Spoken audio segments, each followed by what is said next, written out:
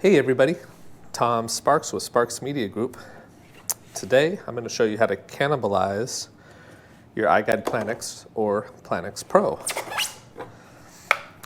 And why would we want to do this? Well, if you bought the Planix or the Planix Pro, you'll know that it comes with this Ricoh Theta Z1 on it, which is, $900,000, somewhere around there, camera.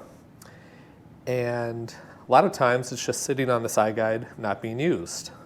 We do a fair amount of iGuides, but we also do other projects that we could use this Theta Z1 for.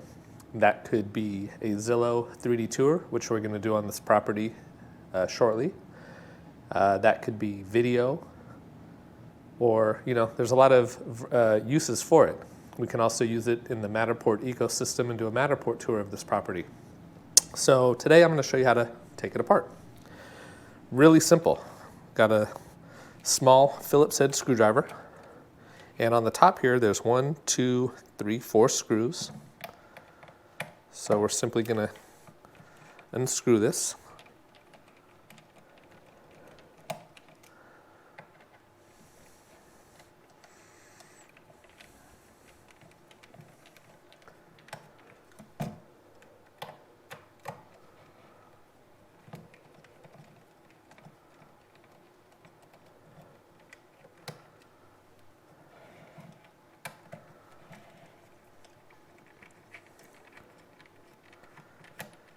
Once we have all the screws out, we're going to lift straight up. I can get one all the way. And then we're going to flip it over. And as we do, there's a USB-C plug right here. So we're going to take this off.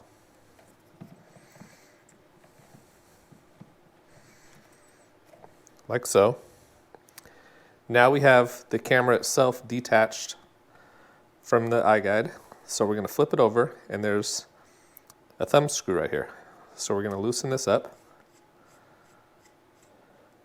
and pull the camera off. These screws are just sitting in there. They come out, so you don't want to flip this all the way over or all the screws will fall out. So now what I'm going to do is put the iGuide back in its case. I'm just going to rest this in the case, and we'll close it. And now we have a perfectly good Ricoh Theta Z1 that we're going to use. And that's it. In order to put it back together, you just repeat the process. Put the thumb screw in, put the USB-C in, and attach the 4 screws to put it back on. And I'll show you that process when I'm ready to put it back together. I just finished doing a Zillow 3D home tour of this property, and now I'm going to take my Ricoh Theta Z1 and I'm going to return it to the comforts of its home, which is on the iGuide Planix, turning it into a iGuide Planix Pro. So the first step we're going to do when we're done and we want to replace it is we're going to tighten the thumb screw onto the Z1. You want to make sure the USB-C port is where this cutout is.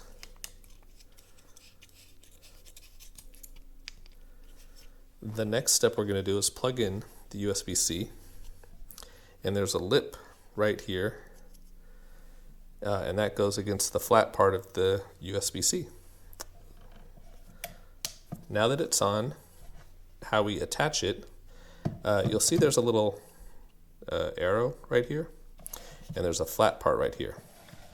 The flat part is going to go against the flat part right here, and the arrow is going to go where the arrow is right there. So we're going to put it straight down, and then we're going to grab our handy little screwdriver.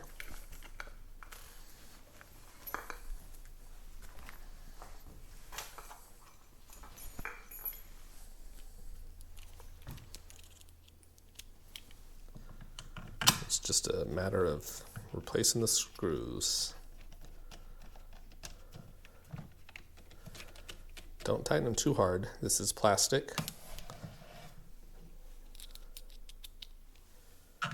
And I fear that the more you take this on and off and the more you tighten it, it could wear out the threads. So I want to make it nice and snug.